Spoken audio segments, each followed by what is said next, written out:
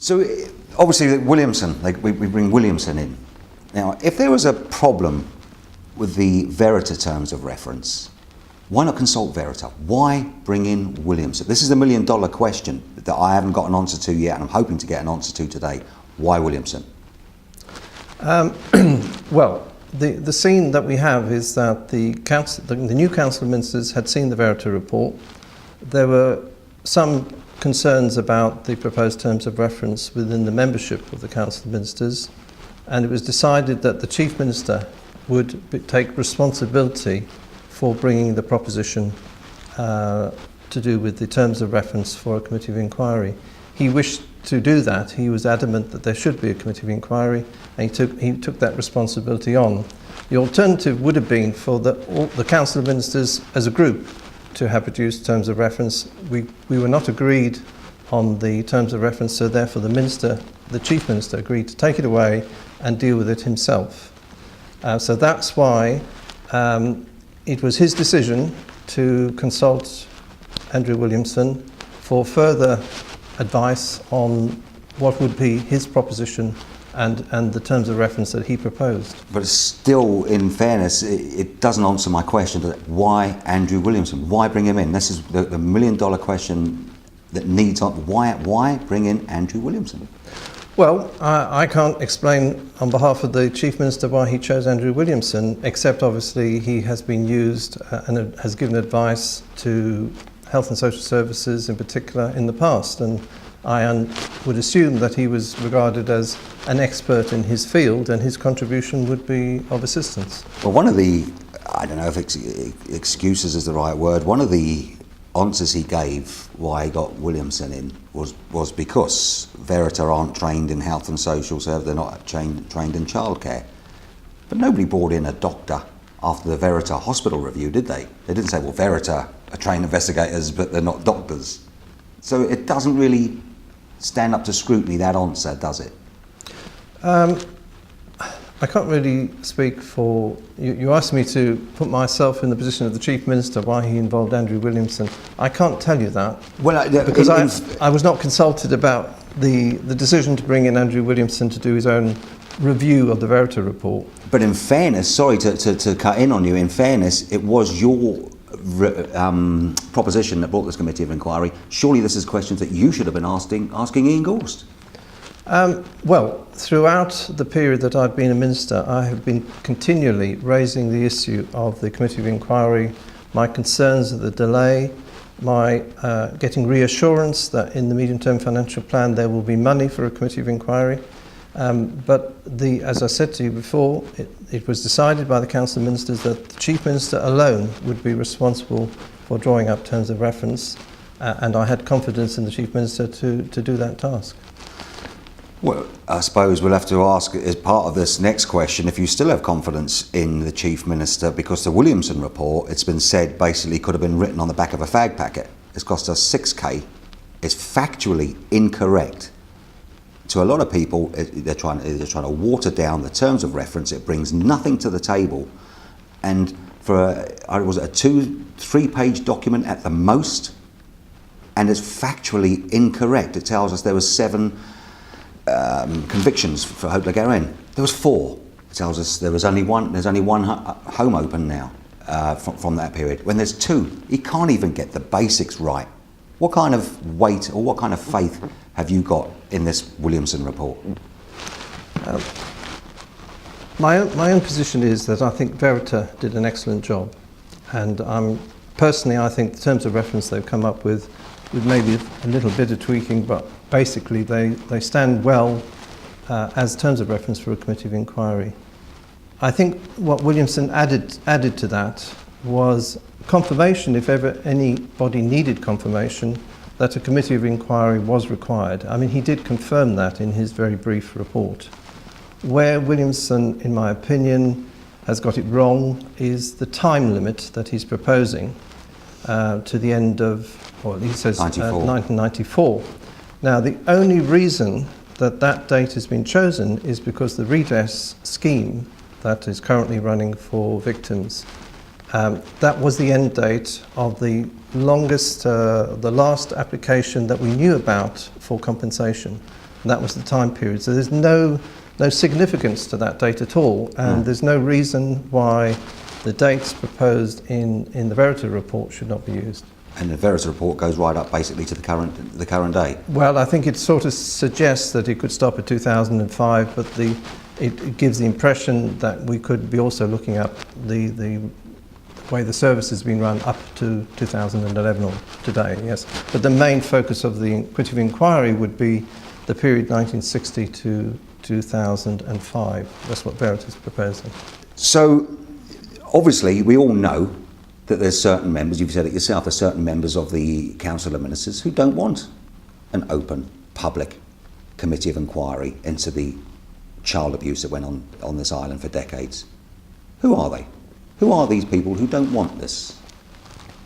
Well, I'm not in a position to start giving you names. I know you'd like me to, but we have to remember that the vote on my proposition, there were members of the Council of Ministers who are still there now who voted against requesting the Council of Ministers to set up a committee of inquiry.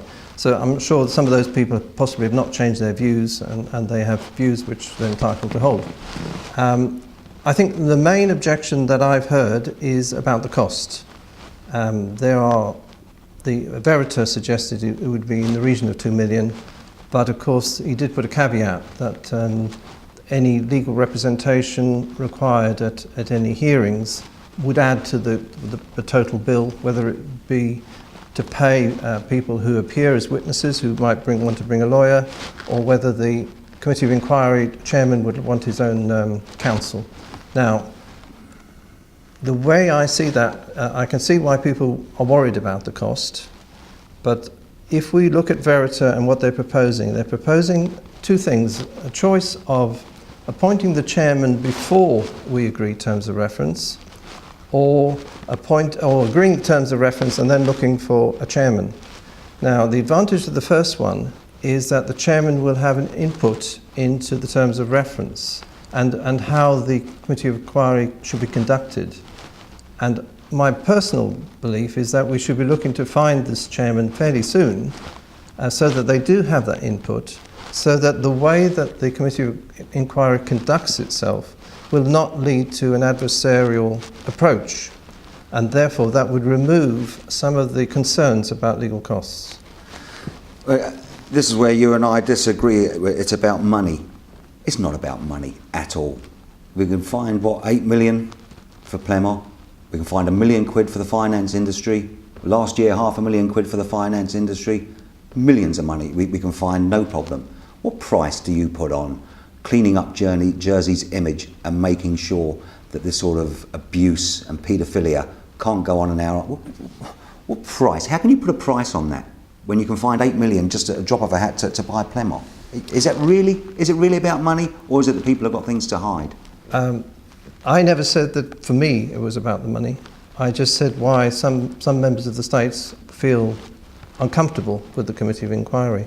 I never said for me money is a concern. Yeah, please don't get me wrong. Because I'm absolutely convinced we have to have this committee of inquiry, hence I would never have brought my proposition. And the cost we will have to bear, whatever that may be. But we can, as I was trying to explain, try to involve the chairman at an early stage in how we conduct the inquiry to avoid high legal costs, or even avoid legal costs altogether, if possible. I don't want to labour the point too much about money, but I think, it always comes about money. We paid Bill Ogley £500,000.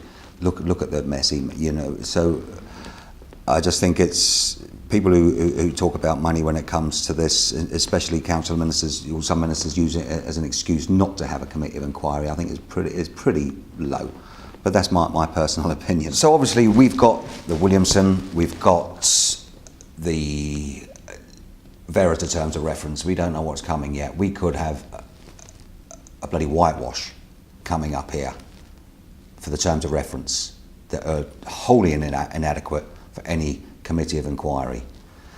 So what's your position if this just gets whitewashed through the states again? As a minister, as a member of parliament, if you like, what's your position if we end up with a bloody whitewash or no committee of inquiry at all? Well, my position is quite clear on this. For me, the proposition I brought last year to request the Council of Ministers to reconsider their decision not to have a committee of inquiry was probably the most important proposition I will ever bring as a States member. I feel very strongly about this, and the Chief Minister is aware of my interest and desire to see this committee of inquiry take place. And he is also keen to see this committee of inquiry take place. However, if when it comes to the States overturn the recommendation of the Chief Minister, his proposal, which will be backed by myself and hopefully other ministers and other members of the States, if the decision of the States is not to have a committee of inquiry after all, yes, I think on balance I would have to consider my position as a minister in the Council of Ministers. Seemingly, that's if they overturn the decision to have a committee of inquiry, but so will you be happy if they come up with just basically, let's say, the Williamson terms of reference? Will you be happy with that? Well, as I've already said to you, I have already told the Chief Minister that if I'm not happy with the terms of reference he's proposing, I will bring an amendment to his proposal. Obviously, if I lose that amendment, then again we're in a position where I would have to consider whether what is left in his proposition is adequate or whether I feel it's totally inadequate. So just to finish on, when you say you'll be considering your position, are you saying that you might resign as a minister or as a States member when you say, I'm considering my position? What do you mean by that? Well, I'm hoping none of this will happen. I've got a very big job to do, which the States have given me to do to look after social security. But sometimes there are, as I've said before in other debates, there are principles that matter, and this is a very important principle for me. And yes, I would have to resign certainly as a minister in the Council of Ministers, because I would not feel that we had dealt with this adequately. Senator, thank you for the interview and for your openness and frankness, and this is going to rumble on, as we all know. It's not going anywhere, and maybe we'll catch up with you again soon. Thank you.